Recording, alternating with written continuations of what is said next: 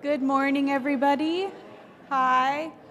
Welcome back to our Sunday morning conversations. This is the third week in a series of conversations on racial reconciliation in the church. And over the past 2 weeks, we've spent some time exploring the history of racism in the Episcopal Church, and then talking about Martin Luther King Jr.'s dream of the beloved community, how we can practice the way of anti-racism. And today we'll be talking about how we and the church might repair the breach in society and institutions. And so at the top of the class, I wanted to go ahead and announce this is the last in this series. And I wanted to invite anyone who's interested in having further conversations. We did this series in the fall, and from that group of people, a small group of us decided to continue meeting. We have a sort of book club in which we all read different books. And the only commitment is that we're furthering our own understanding of racism. So we each read different books or articles or watch videos and then get together and discuss some things that interested us in regards to anti-racism. And so if you are interested in being a part of that group, we meet about every 2 weeks. There's a sign-up sheet in the back if you would write your name and email on your way out at the end of class. That way we can invite you directly. I thought we would start our time this morning by watching a video of our presiding bishop, Michael Curry. This video was published directly after the events at the University of Virginia, and so you'll hear him talk about Heather Heyer, who was the woman who was killed, and also he references the readings he says this Sunday. It's in fact not this Sunday, it was that Sunday, so don't be confused. But this video is called Where Do We Go From Here? Chaos or Community? And he took this video outside, so you'll hear crickets, and that's not a technical difficulty, it's just part of the video. New martyrs, like young Heather Heyer. It may help to remember the words and the wisdom of the martyrs of the past. The year was 1967. The nation was in turmoil.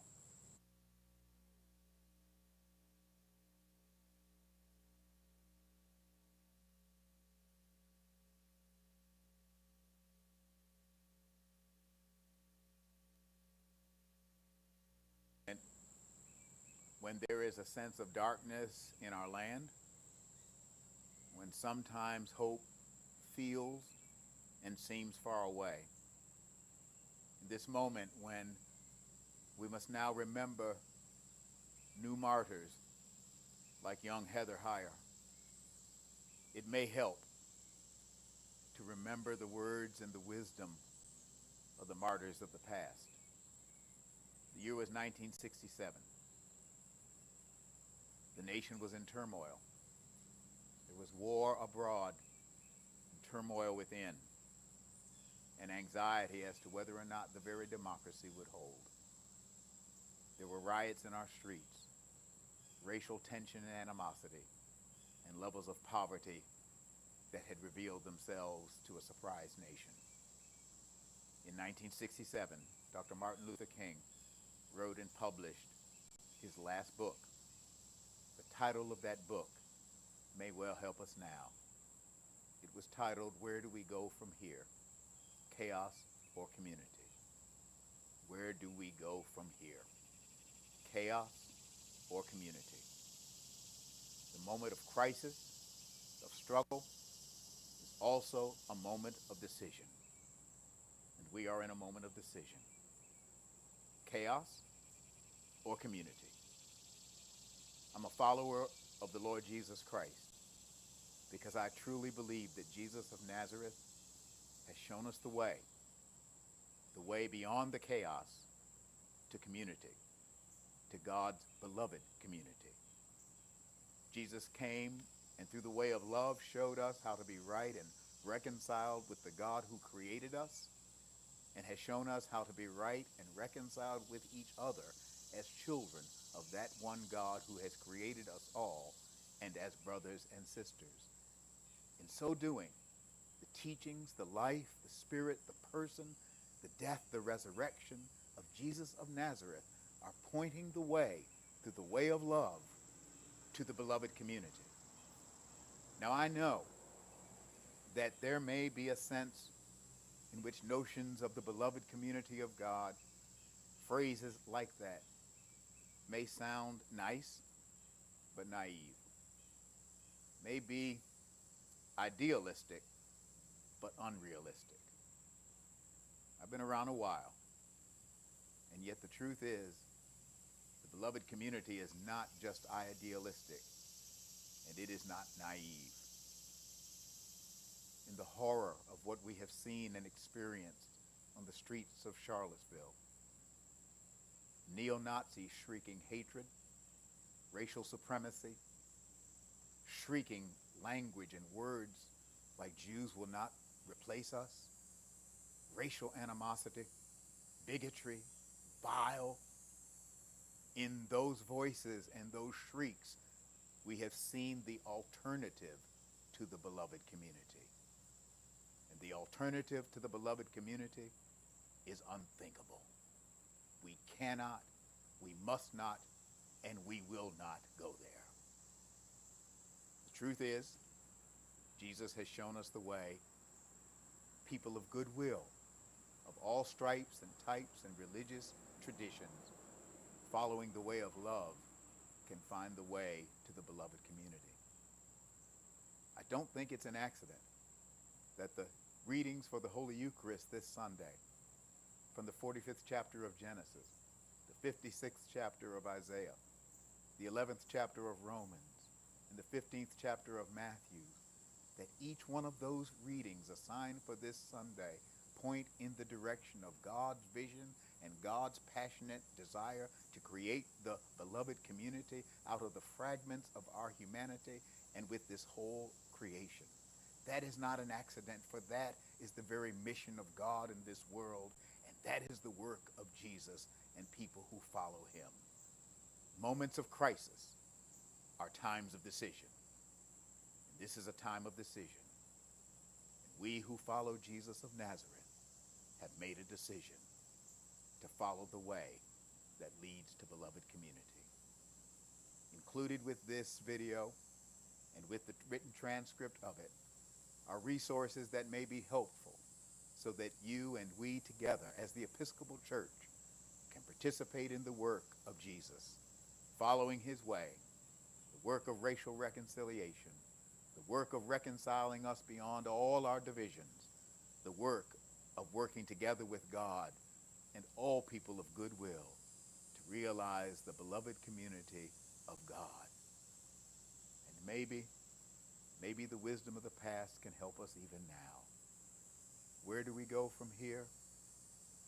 The old slaves of the antebellum South used to sing, "Walk together, children, and don't you get weary, because there's a great camp meeting in the promised land." God love you. God bless you. And keep the faith.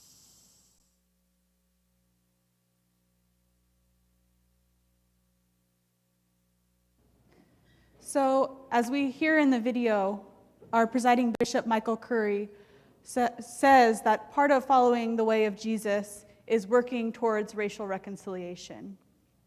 And I think an important word in that sentence is work. That reconciliation doesn't just happen by sitting back and working on being good people, but that it's actually, there is work to do in our society in order to seek reconciliation. And so what we'll be talking about today is how might we repair the breach in institutions and society. From the Beloved Community document, if all our action centers on the church and nurturing our interior experience of beloved community, we will have missed the core of the loving, liberating, life-giving good news of Jesus Christ. It is for all the world, not just for those within the walls of the church. Put frankly, we cannot speak of reconciliation and healing without also speaking of justice and repairing what our church has contributed to breaking.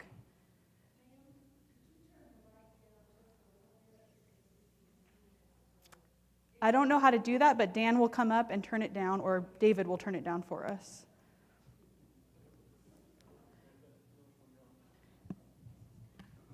Seven.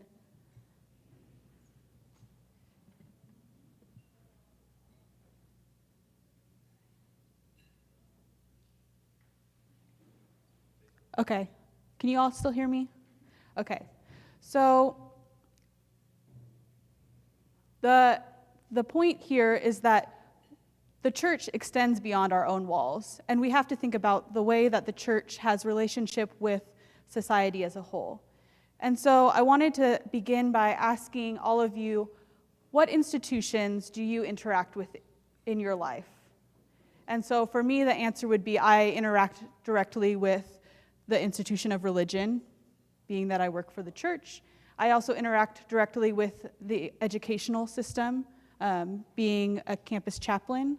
And there are other institutions which I have 1 or 2 degrees of separation with, but for me, the primary 2 institutions that I feel that I have a relationship and some level of influence within are those 2, religion and education. Would anyone call out, and I'll repeat for the rest of the room, what institutions do you interact with on a day-to-day basis?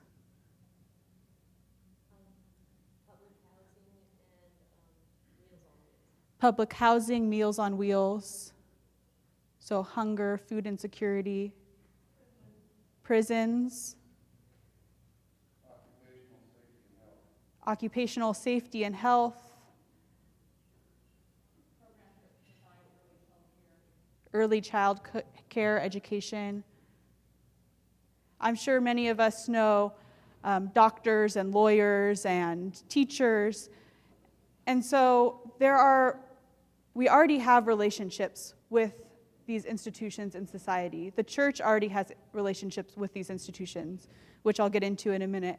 And so there are ways in which we can use these pre-existing relationships to think about and to look at how racism shows up within those institutions and follow our call as followers of Jesus to work towards reconciliation within those institutions. So I wanted to look at 4 different institutions. These are not all of the institutions that exist in our society and culture, but these 4, education, health, economic justice, and criminal justice. How might racism show up in these institutions? And each of these warrants its own full conversation, but we don't have time for that this morning. So just briefly, within education, we could look at how school zoning is selected, how curriculum is developed and what is taught within the classroom, and how teachers are trained in cultural competency. In health, we might look at access to food or whether people have access to Band-Aids that are the color of their own skin. Within economic justice, we might look at how generational wealth is accessible, access to loans. Within the criminal justice system, we might look at racial profiling and arrests, sentencing, and legislation development, and how racism shows up in all of those things. And while we're thinking about this, it's important to think about it in an intersectional way, that all of these things meet each other in our society.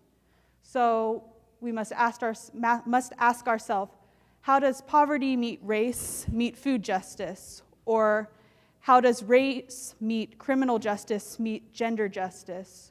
Or how does education meet race, meet criminal justice? All of these things inform each other and interact with each other to uphold the system that our society operates in.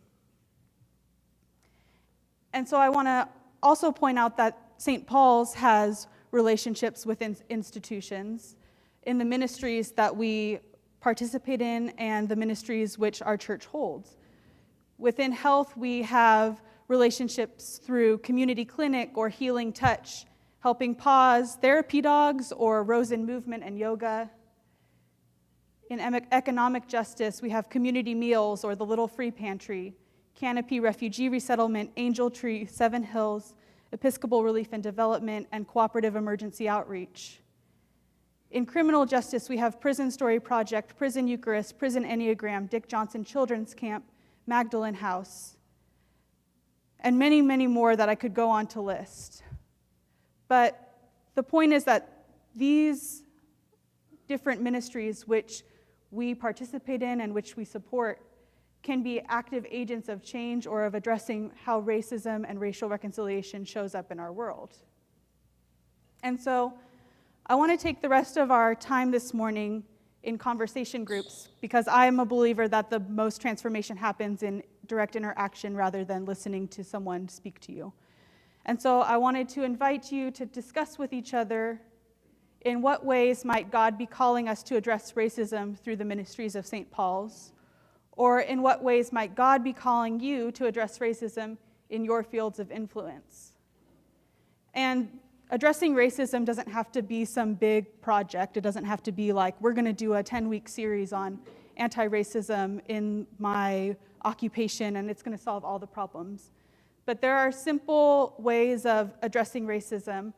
And so I wanted to share some of those with you to maybe help guide your conversation. A few ways that we, as people or as members of organizations, can help to address racism are through self-examination, education, inviting others into conversation, assessing our current practices, making change, or direct action. And so I invite you to turn to your table or to move to a table where there are other people who you could converse with, to think about in what ways might God be calling us to address racism through our ministries and through our own fields of influence. And if you have any questions or need clarification, I'm happy to come around and talk with people. Are there any questions before we break off? Okay, enjoy your conversations and I'll be around.